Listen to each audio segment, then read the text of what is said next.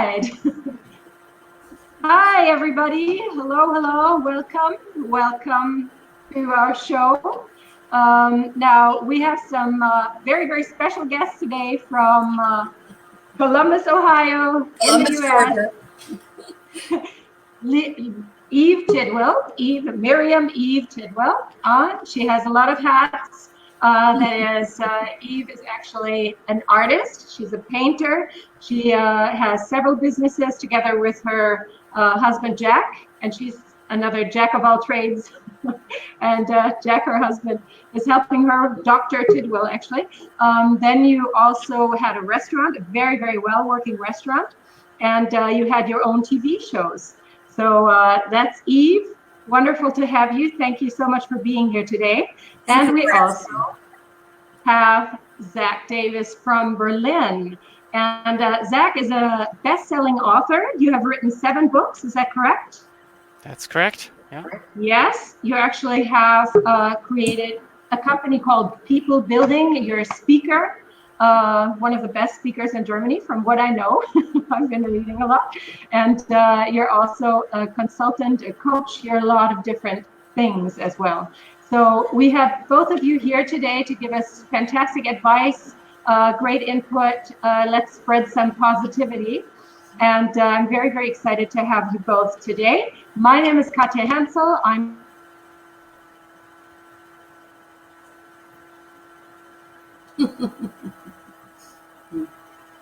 It looks like we have a little bit of a stall in the video transmission. I'm sure it's because people are trying to log in on this instead of the other way. So sorry. Okay. They probably frozen her out. Well, if we can't see or hear her, we'll just come up with the questions ourselves. Exactly. So we can just ask each other questions. There you go. One is always have somebody that knows what they're doing setting you up. Yeah, and we should probably inform people listening and watching that we had a slight difficulty with I believe the correct link, and so probably a lot of people are just jumping on like 2 or 3 minutes after we were actually going to start. Right. And it looks like Katja's left us and hopefully coming back. Yeah, I'm certain she is. I'll just be free to ask you, so we can just make use of the time. How do you usually introduce yourself if people ask you, let's say at a cocktail party or at some formal gathering, what you do? Because as I understand, you wear a lot of hats. I usually say... What is it you say? I'm in the now. Right this second, I'm at the cocktail party. And if they want to know how I make a living, then just depends. Because I'm a medical personnel and I'm also an artist. And then I have a restaurant, as she said. So I'm the kind of person who is right here in the now, but I don't find what it is that I'm looking for. I create it. Mm-hmm. Yeah. Okay. Yeah, I experienced something very similar. That it really depends on the situation and how much I really want to get into what I do professionally. Right. So I could say something more intriguing or something somewhat less intriguing. Like I could just say I'm a consultant, and people don't. A lot of people just don't really ask. Some do, but I could also say something like I help people to get more done in less time, and then everybody goes, "Oh, really? What do you do? Tell me, tell me the secret." Try and condense a 1 or 2 day seminar into 3 sentences. So.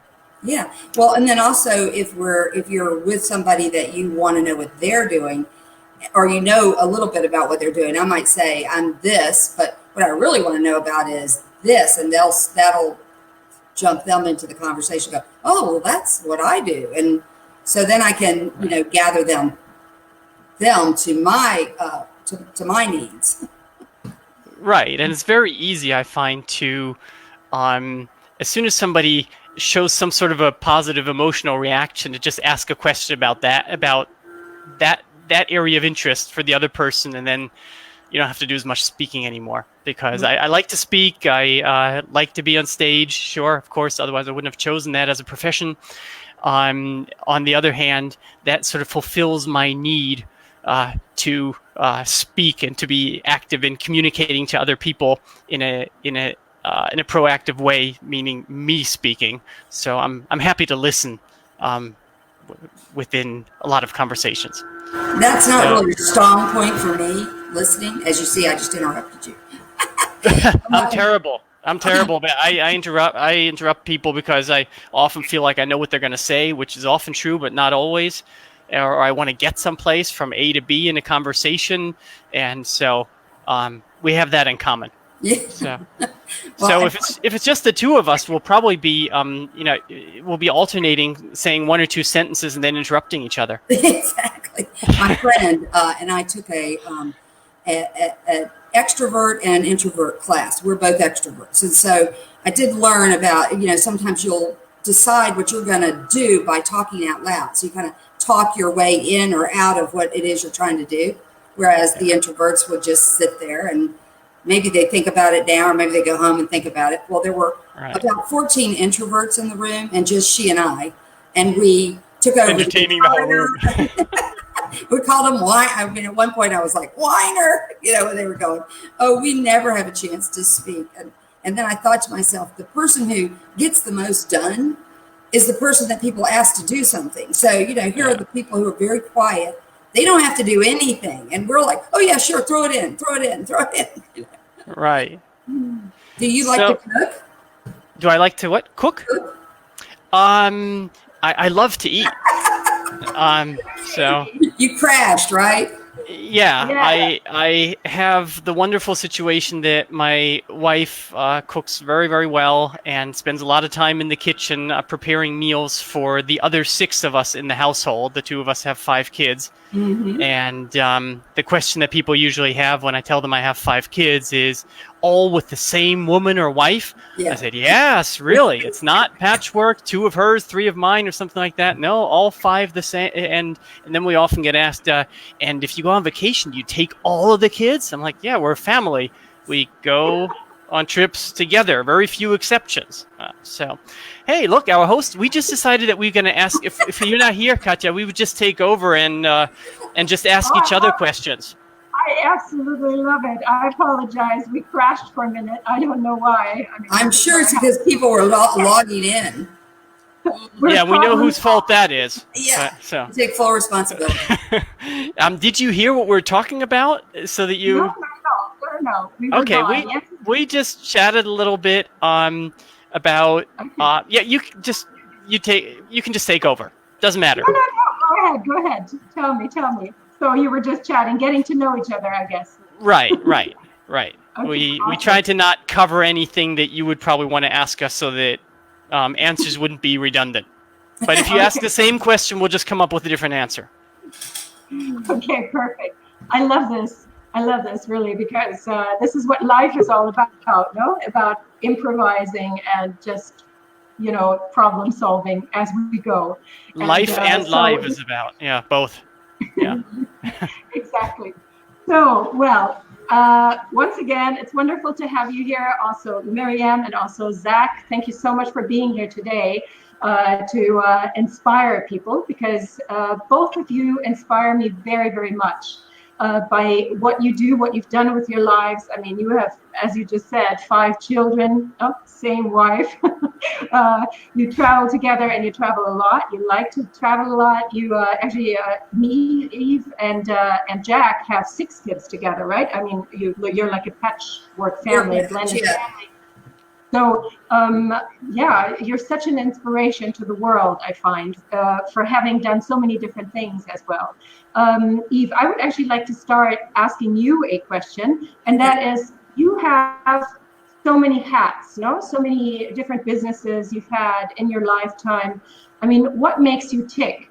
What makes you change business opportunity? Do you see the opportunity and you jump on it? You're a very passionate person. What do you do exactly? What happens? Well, let's just take a couple of examples. My husband and I had a cancer center where we treated with radiation. Another physician treated with chemotherapy. And it was a small cancer center that had about a 30% market share. And there was a negative situation in the community where they were trying to make it one cancer center in the town and kind of freeze out the smaller, more personalized. I mean, the patients still to this day, we know them. And so I started to paint. And when I started painting, I decided to have a show. When I had the show, which was in about 4 months, I sold a lot of paintings. And the building that I was in was belonged to a grocery store. And so the owner of the building said, look, I want you to do something with this. And I thought, well, I did very well with my show, and it was the first time I'd ever painted. So fast forward, I opened a restaurant. And instead of saying, no, we're not closing, please send patients to us, we just opened a restaurant and an art gallery and moved forward and positive. And I would just send, every invitation I sent was in a postcard format because it's bigger and less expensive. But I sent it to 2,000, 3,000 people at a time by joining the chamber and by joining other clubs. So I kept our name in front of people, not as please send patients to us, but as, oh, we have a new business in town. I mean, we have and the restaurant was fine dining in a casual atmosphere.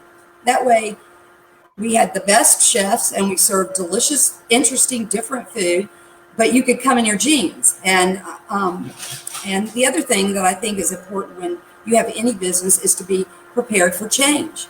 And by being prepared for change, if you're going forward and suddenly there's a brick wall, then you turn right or left. You just don't run into the wall. And people that I have met in the past with businesses that didn't succeed tended to be more focused on keeping to their plan, as my plan would change. I mean, when the restaurant business started to, when people in a smaller town get used to your business, they'll go to the next one.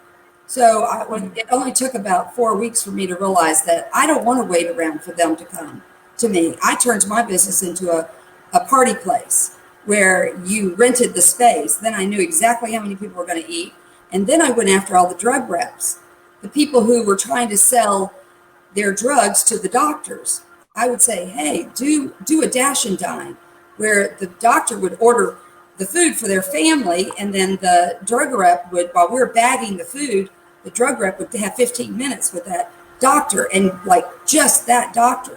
And it was the best because I stayed in business with good money.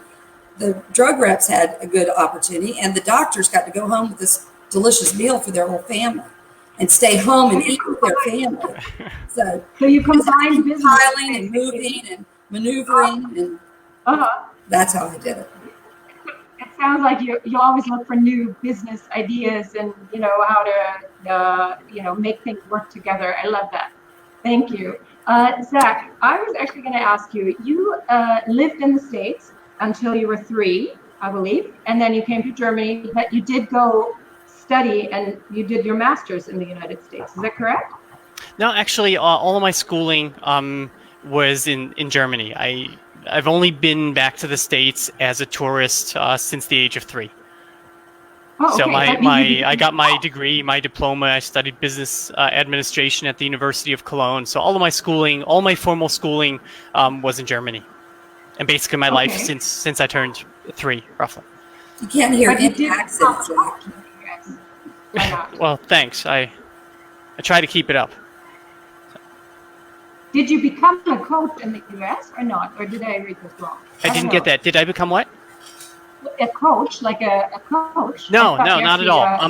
I'm focused on the German-speaking market. I have a few international clients, but I've done all my publications in German. Some books have been translated to English and one to Spanish, actually. But I focused all my marketing, my branding, my publishing on the German market.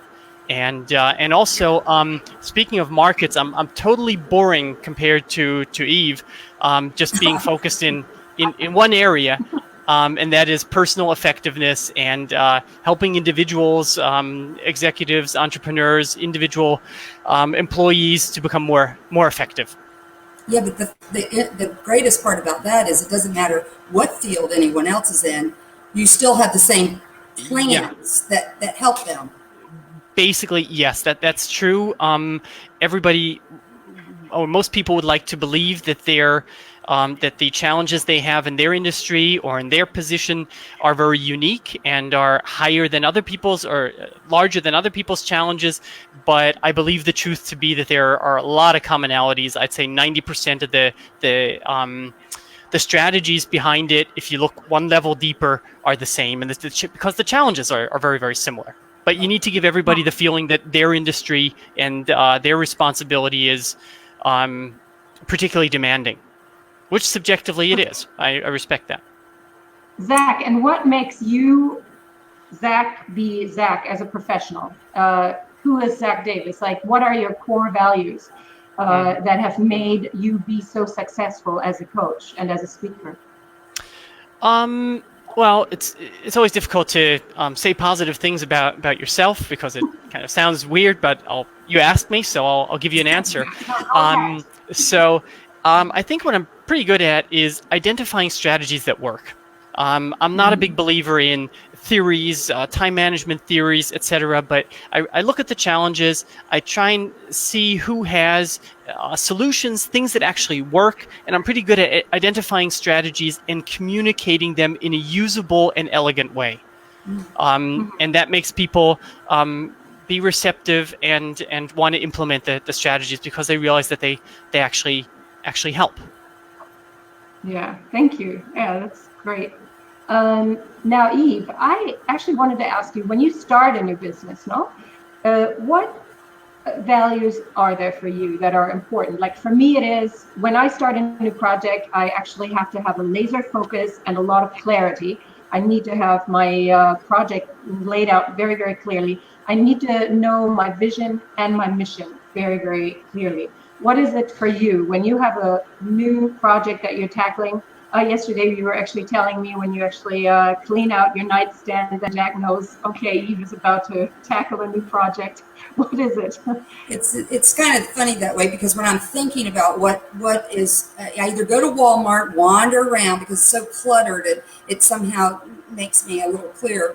And then my bedside table, when it's smooth and clean, I feel like I can get up and go do this next project. But really, the first thing I do is the name of whatever the business is going to be. You know, I kind of have an idea of the end product of what the business is going to be. And then I want to know what the name is going to be and how it's going to look in black and white, how it's going to look in color, because marketing is a huge part of, for me, it's a huge part of the business. And then it has to be service oriented. I know that when you love people and serve people, then it is going to be a successful business. And because my whole upbringing was medical, my mother nurse, my husband doctor, you know, I was an x-ray tech and then an administrator in a large radiology department. When it's medicine, then everything else kind of has that feel. So in my restaurant, everyone had to learn, you know, that if you sit your purse on the floor and on the table, those germs go there. And if you touch your face and, you know, so all of those kind of things were a part of the restaurant business. When we had the cancer center, we would have patients that had to drive all the way to Atlanta for their breast prosthesis if they had their breast removed or a part of it. So I started a business where we did breast prosthesis, bras, wigs, and they were in our that actual business was in our cancer center as well. And so, and it's funny because each step of the way, as a small business, the larger business in our town would create the same thing next, you know, that we created, Dr. TIDWELL. Bringing awareness of whatever it is you're doing is important. But for me, the number one thing that I do is I always would find the expert in the next thing that I was doing and find all of the people to make my job happen by finding experts in that. Because one thing I find that entrepreneurs do is they don't have enough money usually. They've got a great idea and not enough money to launch. So they try to do everything. And then you get in trouble with your employees. You didn't pay them right, or you're paying them under the table. But all these things. So by starting, I start with getting the business license right. Then I get the accountant to make sure all the rules are, because I'm not a rule follower. So the easiest thing for me to do is stay out of trouble instead of getting out of trouble. And so I would just surround myself with those professionals to make sure that we did it right. And we have successfully had and sold like 9 businesses in the last 25 years. And that's the other thing is when you have finished with a business, for me, you know, when the passion is not there anymore for that business, then I try to find a way to keep the employees, keep the employees on the payroll and move that business to someone else. So I usually undervalue it, sell it for less than it's really worth, so that person, or let an owner come in and run my business for a month and I'm not even there. I let them do everything so they know exactly what I'm doing and how they might want to change it. And then they can decide if they want to buy it or not. And usually they, so far they've all bought them. So that's how I do it. As far as the actual reason I'm doing it, it's probably filling a need that I have. Like, I need to have this and it's not here. So now I'm going to have it by making it. Wow, thanks. Zach, you wrote several books on time management. That's what that's like your most important business, no? That you actually talk and teach about time management. What can you tell us? Like today, I mean, we're all going through a pretty deep economical crisis right now. It's probably going to be even worse. A lot of people are losing their jobs. Now, a lot of companies are actually having to lay off their personnel. What do you suggest to an entrepreneur, for instance, who has a medium-sized company? What can you tell them? Like what to do with their time now? What should they focus on? Well, I think there are really two aspects. One is to limit damage, to talk to clients, to try and find solutions, and there are ways to do that. And the other aspect is use the time to do things that you probably otherwise wouldn't manage to focus on, to spend more time not working in your business but on your business, or working on processes not in processes. And to get back to the first point, when I say to limit damage, what I mean by that is not only that you try and cut costs, of course, that makes sense, depending on the resources, the cash that you have, to make sure that you can survive as long as possible, but also talk to clients. My speaking business basically, I think I had my last engagement on March 5th or something like that, or maybe it was March 8th. But since then, and who knows how long, at least through the end of June or something, May, June probably, there's hardly anything is taking place. The legal situation here in Germany is that in most cases, I am not entitled to get any percentage of my fee. And I talk to every client and follow the simple steps. First, listen. First, understand before you try to be understood, which I'm paraphrasing Stephen Covey. So first, try and understand their situation. Let them talk. Let them present their issues, their perspective. Take that in, repeat it, be a good active listener. Second step, explain my situation, which might be apparent and sometimes is not, because very often the client would say, well, we're just going to postpone it by 6 months, like from April to October. And I'm thinking to myself, well, that's nice, but that's basically the same as canceling, because fall is busy as crazy anyhow, if the corona situation permits us. And then in addition, I'll have everybody who's moved everything, all the events that have been moved by 4, 5, 6 months. And it's more than I can do. So it's lost business. And so, and then the third step is try and find a solution that both parties are happy with. And it's really as simple as that. If you do it in an empathetic way, in an elegant way. And I have, with some clients, I have an agreement, just to give you some examples, where they pay me 50% now and the other 50% at the later point in time, or 50% now and 75% later on. So I get 125. Or a different client, they don't know whether they're going to survive, but they said, look, if we can actually fill these seminars, it's a training institute that is my client in that case. If we can actually fill them in September, then we'll pay you 120. We can't pay anything now, but we'll pay you 125% of the original fee. But that's easier for them given that I have, I don't know how to say, busted my ass to help them with their marketing, even more than usually. Sending them additional audio messages, sending them a video, reaching out to their clients and saying, I'm looking forward to the event in Munich, in Stuttgart, in Nuremberg, in Frankfurt, or whatever, so that I'm helping them to limit their damage, or actually maybe even create more revenue. And that makes it easier for them to be generous in my direction. So there are things we don't just, sometimes, if somebody has a restaurant and they're not allowed to open right now, that's difficult. On the other hand, if I hear that only 1/3 of the restaurants in Germany are actually providing delivery services, and then the taxi drivers are complaining that they have nothing to do, it's like a no-brainer for me to say, well, why don't you join forces? Exactly. Yeah?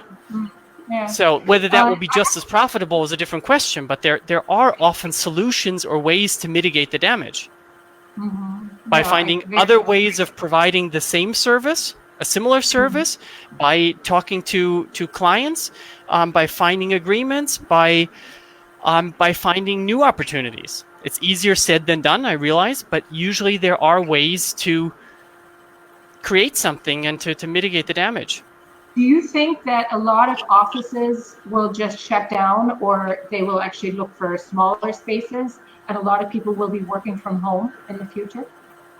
Hard to say. I think there's a large percentage of people, without having done a survey, that's my disclaimer, I think there's a large percentage of people who are really looking forward to getting back to the office and connecting with people. And, technology is great, and it's great that we can have these conversations just like right now, because we probably wouldn't be meeting in person.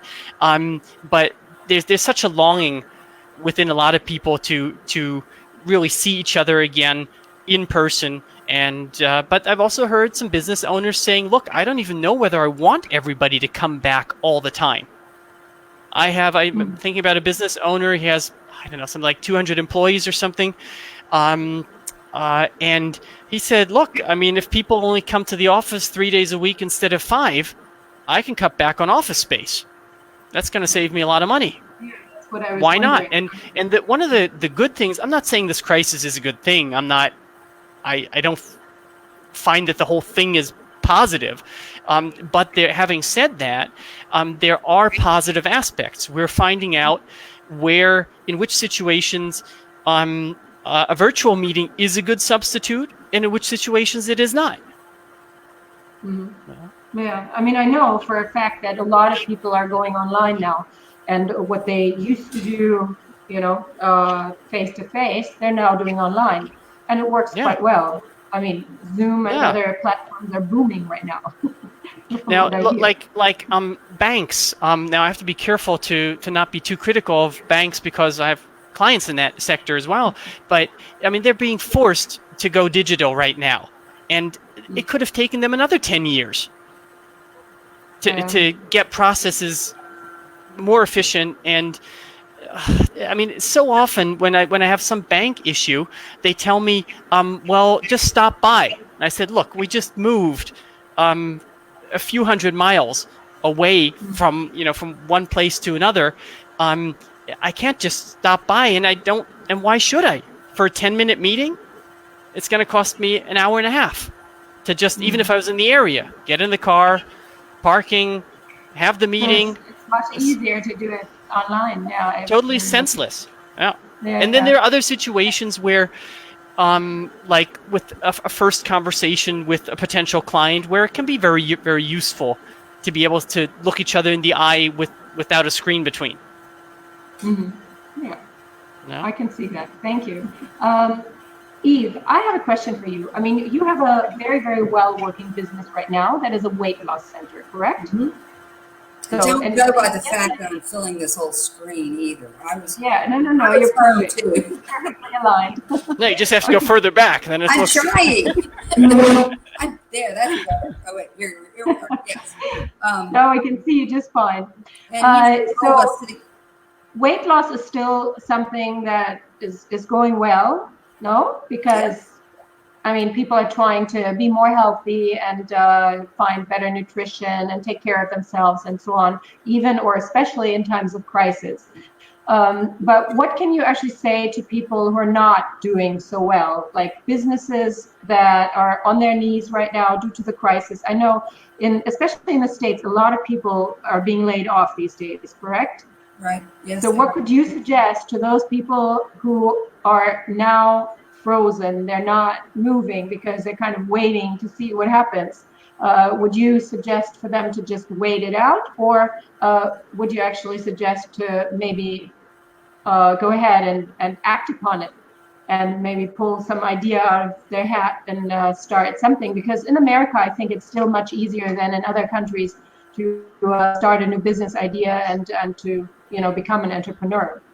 Well, I think that there's a part of us that are born either as leaders or born to start new things, or or never finish things, or there's a part of us that has that. So just like Zach's coaching people to focus on how to make their business better, when somebody just gets laid off, sometimes they are just in that mode where I don't know what to do. I'm just going to sit here. So if there are people that want to try something new, the best thing to do is to call their friends who have businesses that they think they might want to participate in, or look for other groups. For me, just what you said, Zach, a minute ago about the restaurant and the taxis. The wait staff could have very easily been the taxi service for that restaurant. They know the product. They know what needs to stay with a lid on it, with a bread that doesn't get soggy. They know how to manage the food in a way where it could, and they could have got right into we're going to serve these 3 meals a day instead of their vast menus, and sent their food out with their staff, and their staff all know people and that would want their food delivered. There's certain people that come in that are that waitress or waiters people. So they could have gotten the radio station down there to start promoting. Okay, we're going to be delivering this food, and we're going to do it between this hour and this hour. And they could have. I watched a lot of restaurants, and I thought to myself how much easier it would have been to just switch to less meals and get them out to the people. Mm-hmm. Plus, there are so many people out there that are older that aren't able to go to the grocery store, and if those restaurants made it a marketing priority to make sure that they're going to serve free X amount of seniors a week, and that you have to call in to get on the radio and TV would promote that would keep their name out there.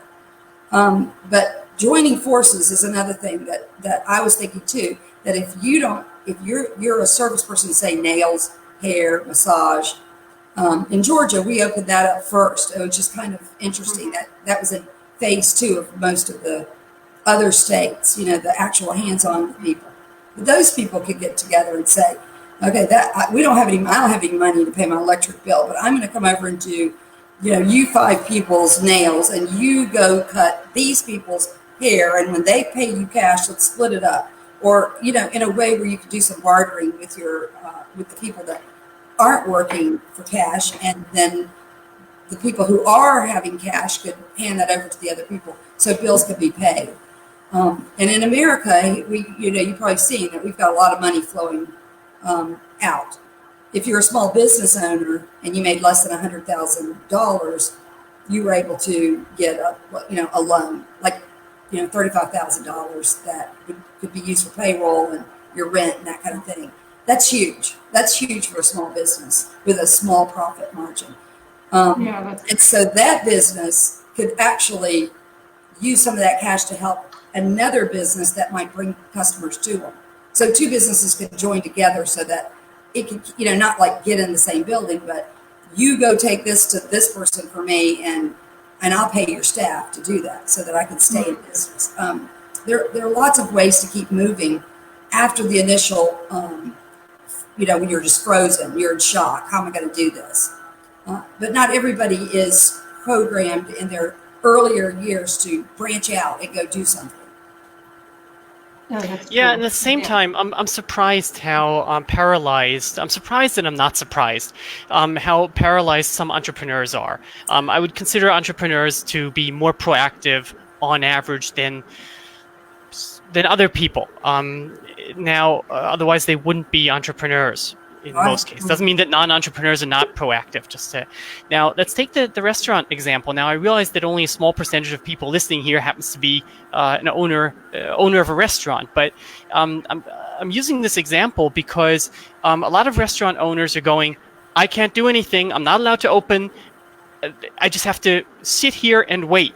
Well, what about now? What would happen if a restaurant approached you or me and said, look, I mean, if one of the local restaurants here approached me and said, look, we can't serve our food at the restaurant right now, but what I'd like to offer to you is that once a week, we will deliver you a meal. I'm proposing a membership, at whatever, 60 euros or whatever the average meal for a large family like us would cost. And it would be great if you could commit to once a week having it delivered. If they approached, all they'd have to do, they wouldn't even need a client list, which is another problem that a lot of restaurants and a lot of other businesses don't even have a client list. They don't even have a database. So that makes things more difficult. But even if you don't have that, you could just have 10,000 flyers printed saying, look, you'll get a 70 euro meal at 55 euros if you can commit to, you can cancel at any time if you commit to a membership. Right. And then just, I mean, if your cook isn't cooking right now, if your cook isn't cooking right now, then have them run through the streets and put the flyers in the mailboxes. Exactly. That is such an awesome idea. Actually, my business partner, whom I own a cooking school with, he also owns 12 restaurants in the heart of Rome, but he works mostly with tourists, and tourists will not be coming anymore probably until next year or until the end of the year. So he is very much paralyzed, as you say. I mean, I spoke to him today, and he's just desperate. And maybe this would be a really good idea for him to also approach Italian clients. I mean, 12 restaurants. I mean, I don't even have to tell you the cost of the rent and personnel. He had to lay off like 150 people or so. And they need, in the restaurant business, you need a certain critical mass. There's no point in opening up for 5 meals per day. But so then you have to print 10,000 flyers if you don't have a database and distribute them quickly within 2 days and say, we're opening on May 1st, pre-order, send a picture. Just take your cell phone, take a picture, send it to this email address, let us know. Really, I mean, there are solutions. And actually, I don't find the example itself so important. All I'm trying to say is usually there are ways to work around. Not always, there are exceptions, but usually you can come up with strategies, asking yourself, what is the need? Not only what is the product, that's one level. What is the product or the service I'm providing? And if I can't do it in the typical way, how can I do it in a different way? Or what is the underlying need, desire that I am fulfilling, and how can I fulfill that? Or approach it differently and look at the side of which resources do I have? I have people, they have time, we have these skills and abilities, how can we help? Okay, so just to give you an example from my viewpoint, my specialty, as you know, is time management, or I like to call it time intelligence. That sounds even smarter. So that's actually the title of a book. And now, honestly, right now, there's some people that have a lot more time, so they don't have a time management problem. They have a lot less to do, and there are others that they have much more to do, but they feel like they don't have time to sharpen the saw. Okay, so it's not the right thing to offer right now. That'll be different in a few months, probably. So I'm focusing more on something that I've done to some extent, but I'm doing more now, and that is helping entrepreneurs find new ways to create revenue. Mm-hmm. Oh, great. I took a really neat class that was called Monetize Your Message. And what the first thing she did, because that's always that's our first block, is you write down all the reasons you can't do something. Money's usually the first one in this particular time and money. Yeah. Yeah, I don't have money, I can't do it. So she had us all write 50 ways that we could make money. 50 ways that we could right this minute make money. But you could have a garage sale, you could have a car wash, you could have several. Once you started breaking through, we all have so much stuff. Way more stuff than we need. And garage sales are a quick way to make some money. And when you're thinking about, oh, I need 200 to take this next class, or 500 to take this next class, then and you're thinking in terms of how you can make money at your own home, not just in your job. Then I mean, this girl, she started making food for the neighbors, and she charged X amount. She brought them a completely full meal, completely cooked meal, so that she could move forward into that class and get the information that she needed. So there's always ways.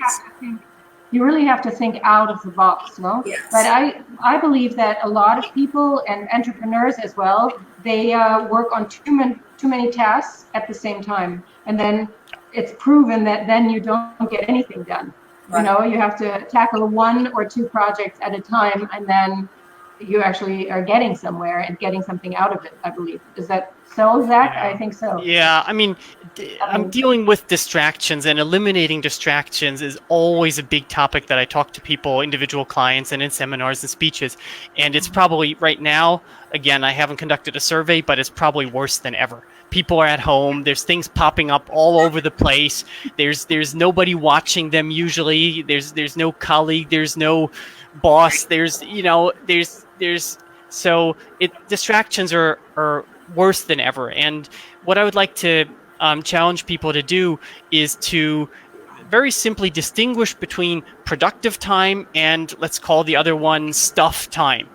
There are things that just got to get done. They're not things that are really going to move the needle a whole lot, but it's stuff, okay? And so to consciously decide, okay, is this productive time where I really want to be highly productive, no distractions, turn everything off, and focus on this one issue, or is it stuff time and it's okay to be distracted? That's one thing. Another thing that helps people, and this is really, really simple and basic, but usually it's the basic things that people neglect when they're getting frustrated and not making progress. And just do something simple like say, okay, these are the top 3 accomplishments that I'm shooting for today. Top 3, okay? And it might just be 3 things that take 30 minutes, an hour, something like that. A fairly small percentage of the whole of the overall day, of the whole, whatever, 8 hours, 10 hours, whatever you have. And have that be your sort of your benchmark and your expectation towards yourself. If I get those 3 things done, okay, good performance in the interview with Katja Hansel today, and 2 other things, then that was a good day. Everything else is a bonus, okay? So yeah, 3 things, and maybe just one other aspect, which is just a different way to think about organizing tasks and being productive, and that is not only looking at your to-do list, but actually regularly making a not-to-do list.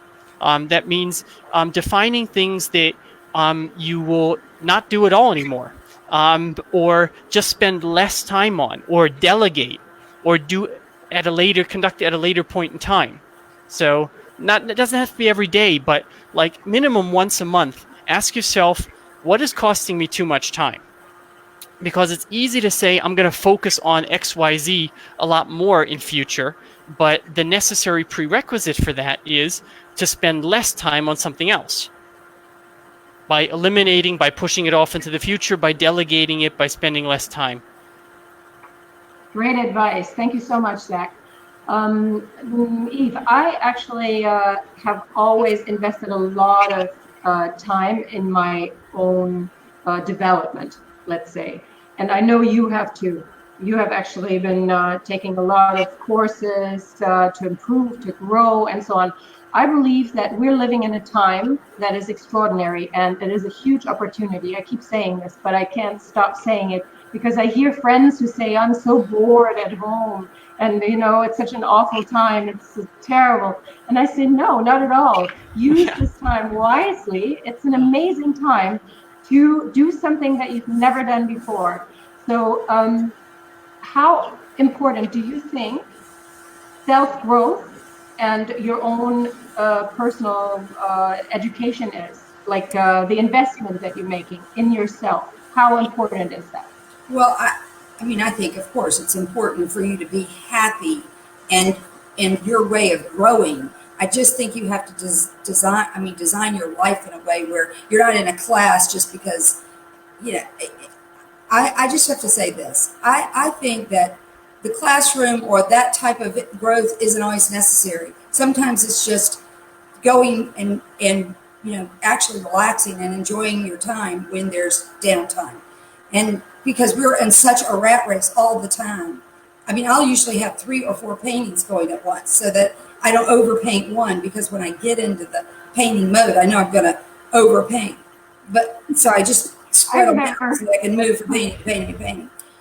I just think that when I just finished upgrading my radiology degree, so I just took a huge test and passed it. And am I going to be in the radiology field again? I don't know, but I wanted to have that and in case I ever wanted to go back in, because it took it's a 2-year course to begin with, but over the years I've owned my mammography business, my own cancer center, a radiology, mobile radiology, there's different things that you could do as an older person in this field.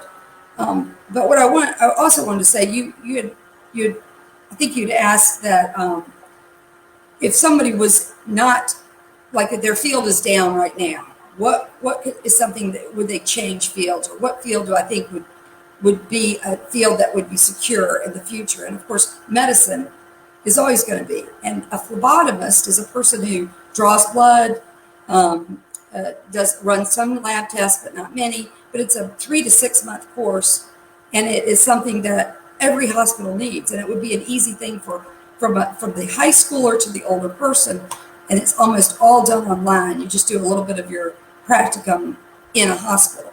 But there is a chance that, with the virus the way it is and the different health problems that we're having, that's an easy field for a lot of people to get into and have at least be able to pay their bills, even as they pursue what their real passions are. And the other thing is a lactation degree, to be able to help women when they're having a baby. That's another very short amount of time that you have to put into a program.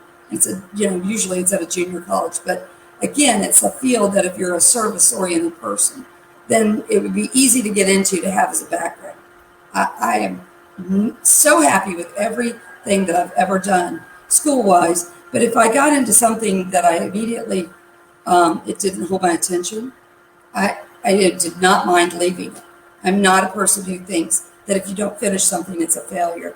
I think you define your own success, and sometimes the success is, I got in this class, and I met this person, and they know how to do what I'm really here to learn. I'm going to hire them to do it.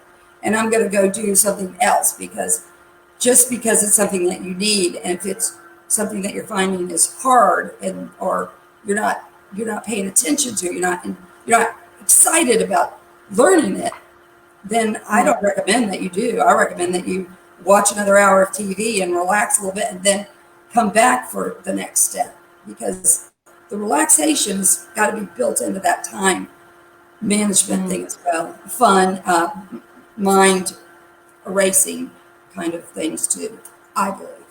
Yeah, thank you. So Back to the Future, Zach.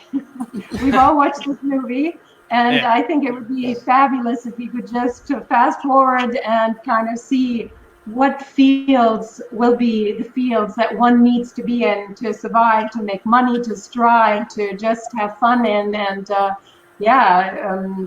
new jobs, because there are going to be a lot of new jobs. We all know this, no? Because a lot of the old jobs are going to be obsolete and they're not going to exist anymore. And we're going to have to focus on new projects, new fields, and so on. So wouldn't that be awesome if we could fast forward to kind of see what we would need to do now for the future? What do you think? What is your opinion on that? Like, what fields do you think will be flourishing? Especially the online, whatever is online, I think will be very, very, will be flourishing. There will be a lot of jobs in that field, no? But what else will be a field that you believe would be very good to get into, possibly? Well, the problem with prognoses, I think that's the plural of the word, is that they relate to the future. So It's really hard to say, but my answer might sound self-serving, possibly, but I think people need results more than ever. They just need results, and there's how do I phrase this? Nothing wrong. I was going to say nothing wrong with formal education, but that is not true. But that's a separate conversation. People are going to need, I think, more so than ever before, people who help them produce results. Not teaching a theory here and there. Nothing wrong with theory either, but people want results. People are willing to pay for formats, whether it's a book, whether it's a seminar, it's a mastermind, it's consulting, whatever it is. If that person can help them flatten flatten the curve is probably not the best metaphor right now, or maybe it is. Their learning, or increase their learning curve, accelerate the learning. Putting in other words, condensing years worth of experience into months or days. And if somebody can help to do that, because they've been successful in that industry or understand certain principles that will help them market a product better, then that's a very, very, very valuable skill. And yes, it's more right now. It's difficult for a lot of people to spend money. On the other hand, it's going to be difficult to not spend the money if the alternative is worse. I'd be happy to give somebody, instead of spending 3 years getting a degree or even 6 months, I'd be happy to pay somebody significant money to show me how to condense that, how to get to where I want to go much more quickly. And there's going to be an increasing need. But I also think that, and I hope that quality is going to become more important, because there's so many. I mean, like here in Germany, there's so many speakers, coaches, consultants. I mean, I just looked through my Xing profile. My Xing is like LinkedIn in here in Germany.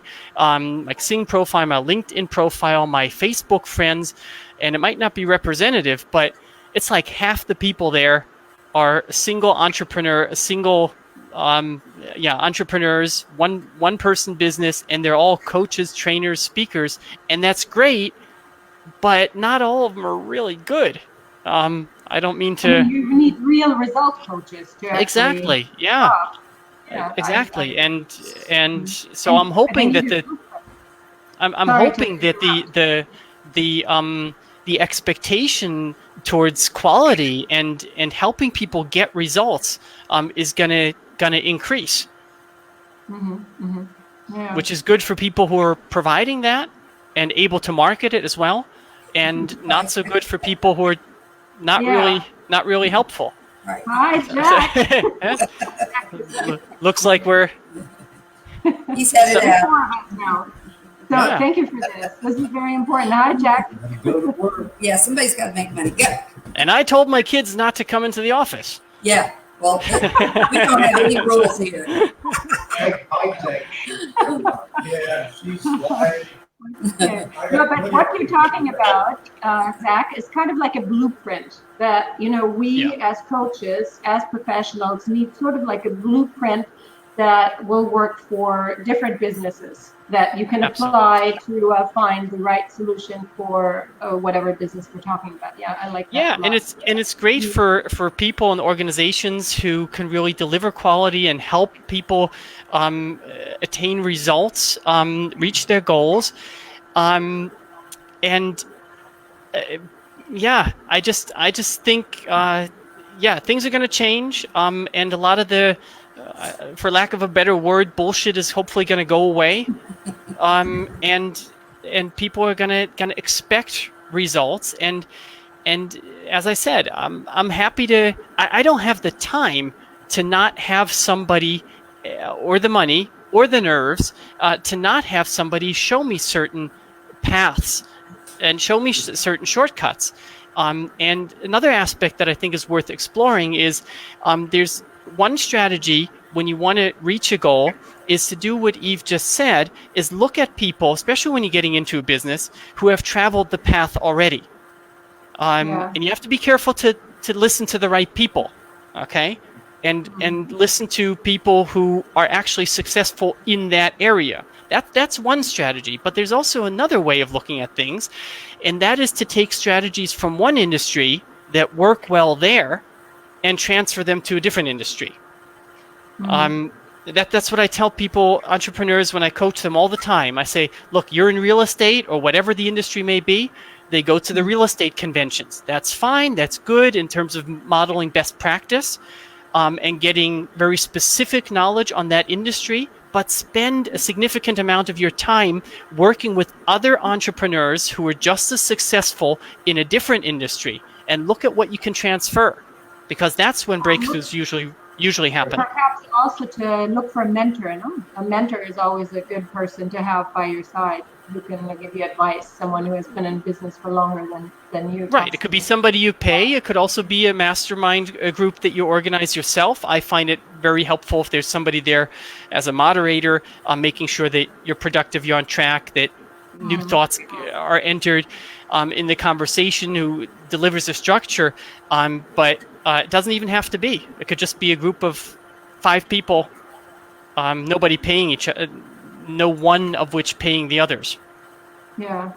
I have a little bit of a different take on the, mentors or consultants, or I truly believe that there's a place for even the bad ones, because we have to speak the same language as the people that we're helping, or moving. Some people are going to move slower, and a really good, just like you, Zach, if you had a person who you're coaching and then they don't make any movement the first week or the first month or the first whatever, you're going, because you see your ability and your time and what you're doing, they may need a person whose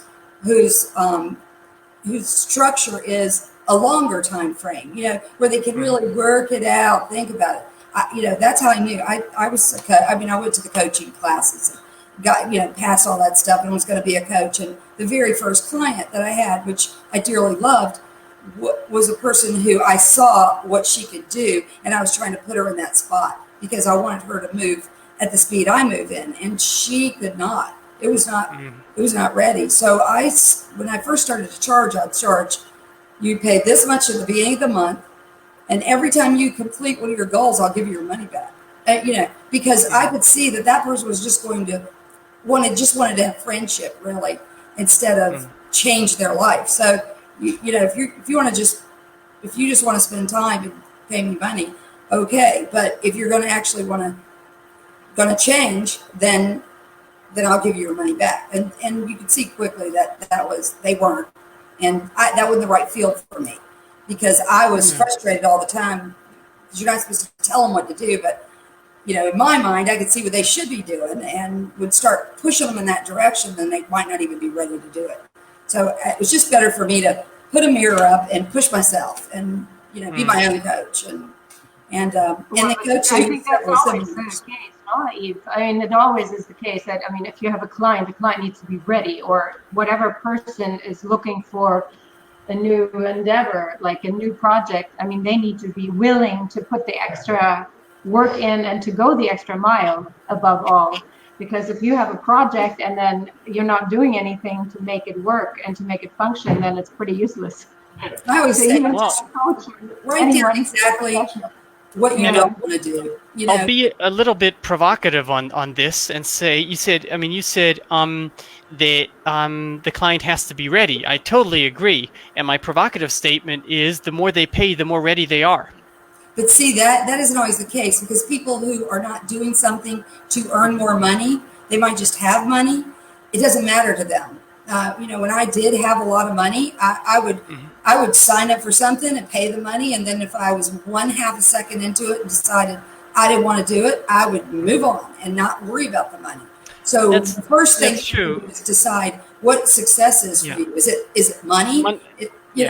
And I when I realized, I'll tell you something else. My restaurant wasn't making any money. It was packed all the time.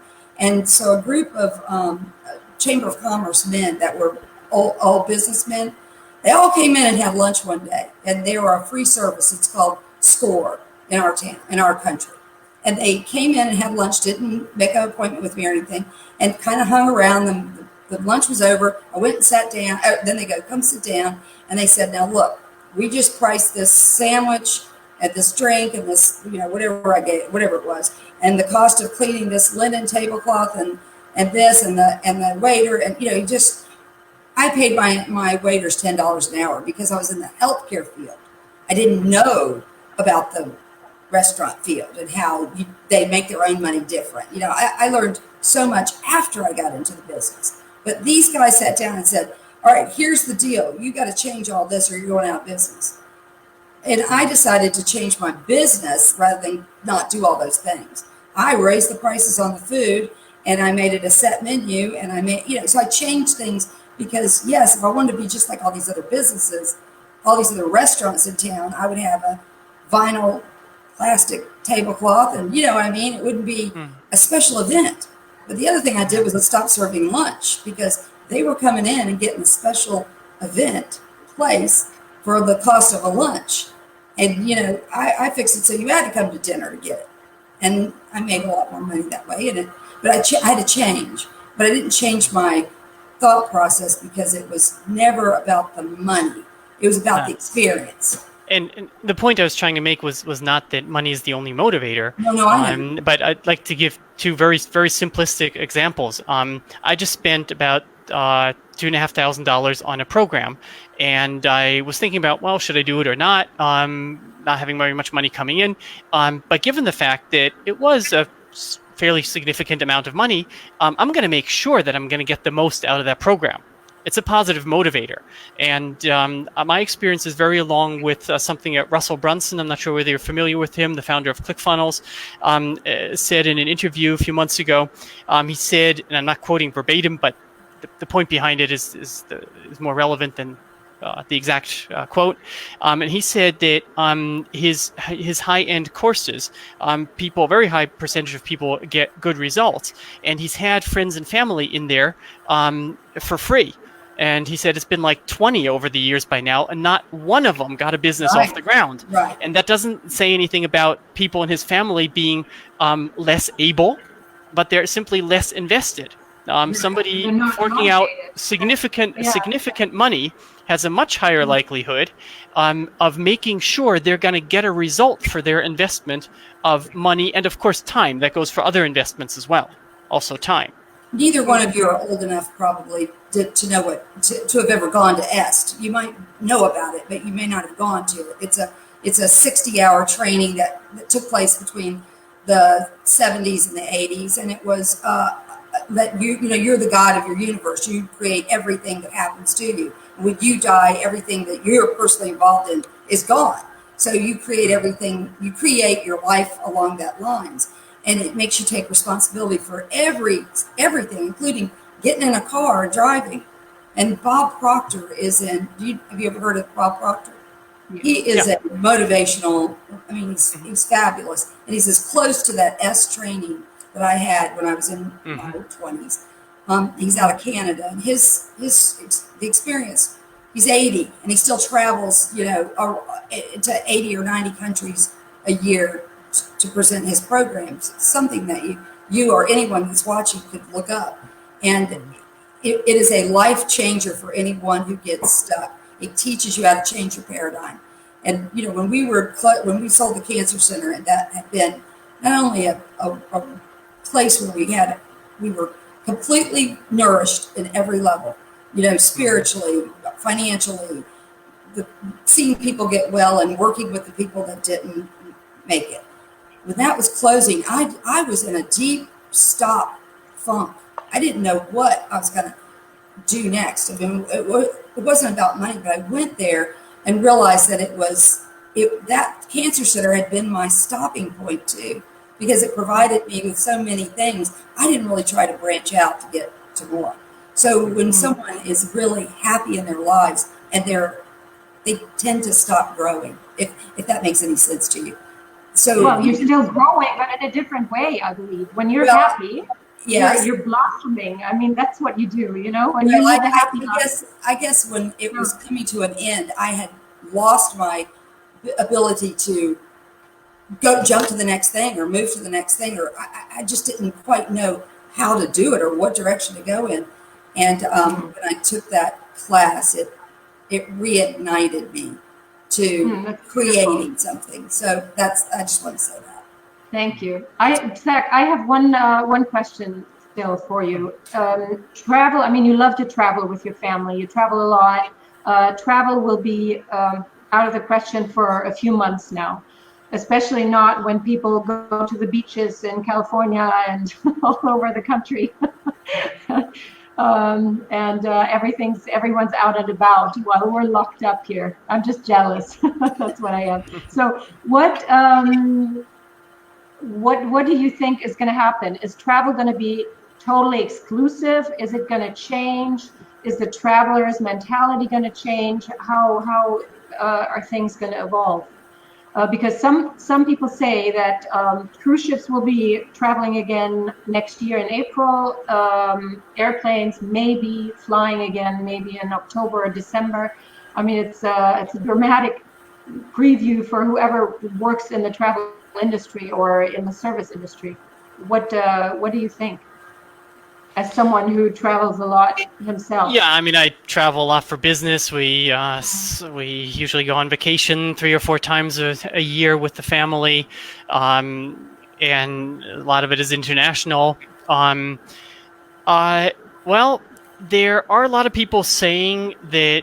I mean, obviously, a lot of organizations are going to go out of business. A lot of hotels, a lot of airlines, etc. And so a lot of people are saying, well, we're going to have less supply. We're going to have the same amount of demand. So prices are going to go up. That's very well possible. I like to be a little bit more optimistic. I'm hoping that not too many go out of business. The rational part of my brain is telling me that a lot of organizations are going to go out of business. I am hoping that if one hotel goes out of business, that somebody else is going to take over that property at some point, or maybe the same people again at some point with funding and financing, and that the need that is there, the desire to travel, is going to be fulfilled by others, and that maybe that's a too optimistic or romantic way of looking at things, but I like to believe that that's what's going to happen. Yeah, but I honestly, I don't know. I mean, what's going to happen if here in Germany a Lufthansa does go out of business? I don't know what the likelihood is. What's going to happen if lots of hotels are out of business? What's going to happen? How long are the cruise lines going to be able to go without revenue? I mean, I talked to my tax advisor the other day, or actually it was about 3 weeks ago, I think, and I said I'd like to make a statement just to see how you react. And I said what your reaction is, and I said I'm not sure I hope you can still hear me. I would bet that 50% of all households and 50% of all businesses will be out of business with 4 weeks of no revenue. Okay? Will not be able to pay bills anymore and go bankrupt. And her reaction was, I think 50% is too low. Yeah, 2 weeks. Oh. 2 weeks. No, 4 weeks. 4 weeks. I'm saying 2 weeks. That households, private households, and also businesses, if they had no revenue for a month, that more than 50% will go out of business. We have 26 million out of work right now. It's just, I mean, it's the next couple of weeks are going to be. I'm really an optimistic person, but if things continue this way for the next 2 or 3 weeks, we're going to have so many organizations go out of business. It's going to be crazy. Yeah. I'm speaking for Germany. I really can't say very much about other countries. Well, Italy is I think it's true for every country. Yeah. It's probably the same all over the place. So this means that we all need to think out of the box and look for different new opportunities. So can I ask you to give us the last piece of advice, some positive energy here? what can you suggest? Like, what's your last piece of advice for our audience today? Who goes first? Go ahead. Ladies first. Eve. I think that the just to love yourself through this, and to know that you're going to come out on the other side. And if you come out in a smaller house, you're going to come out in a smaller house, or you're going to, just find the place within yourself to know that the control factor is eating a meal, sleeping your night, getting up, getting dressed, and going about your business. Just keep doing what you're doing. And if you don't have a job to go to, you still have the skill of that job. So you can still, use that skill somehow in some business somewhere. The people who Reinvent want to work will be. in other words. No, reinvent yourself. Yes. Okay, thank you. And Zach? I agree on a personal level. I'll take it to the business level. I'd say look at needs, look at desires on the one hand, look at what you have in terms of resources as an individual, as a freelancer, as an organization. Try and match that even better than before. Try to come up with new ways of matching that, and do more than 90% sensible things, of course, more than 90% of all the other people, and you'll probably be just fine. Yeah. Can I just say one other thing too about your No, your time is up. I'm just kidding. I just want to say that when you start to feel down, sometimes it's that you are not getting enough protein, and if you eat more protein, if you are one of these people that go for sugar, your protein level is too far down. Sugar does a lot of things to us that isn't great. So if you're a person who has depression or is stuck, or and you are a person that has sugar issues, push your protein early in the morning. If you're a person who goes, I need a snack and I want it to be salty, I want it to be crackers or chips or that type of thing, just know that probably means you need more water. You need more fluids in your body. And that's just a little tiny trick to kind of keep you from getting to the binge set and start eating a bunch of stuff you shouldn't. Thank you. Thank you so much for this. And I would also like to say something, and that is work on your positive growth mindset. Because with a positive mindset, you will go very, very far. No depression can actually get you if you think positive and you make a game plan for yourself and for your family. So that's what I would like to say. Listen, thank you so much. We've gone a little over So time. nice to meet you, Sam. Because I was disconnected, and thank you for playing the game and running the show. So thank you very, very much, Eve. Yes. I so appreciate it. Thank you for your time. Thank you so much, Zach. Have a lovely, lovely evening. And Thank you as well. Good luck with your business. I think there's one thing that we wanted to offer people. If anybody cares to have my book, Time Intelligence or Power Reading, for free as a PDF document, we wanted to offer that as a service. No thoughts behind it, just wanting to provide an extra service. Then feel free to send an email to info@peoplebuilding.de. Okay, hold on. info@peoplebuilding.de, and we'll be happy to send an electronic version of one of those two books. And if there's anything I can do to help entrepreneurs, be free to reach out through that email address as well. Okay. And sorry, I didn't want to interrupt your flow of saying thanks to everybody. Yeah, thank you. Well, thank you to everyone. Thanks Nice to to meet you everyone as well. who's been watching. Thank you to all your lovely people who have left notes and wrote in the chat.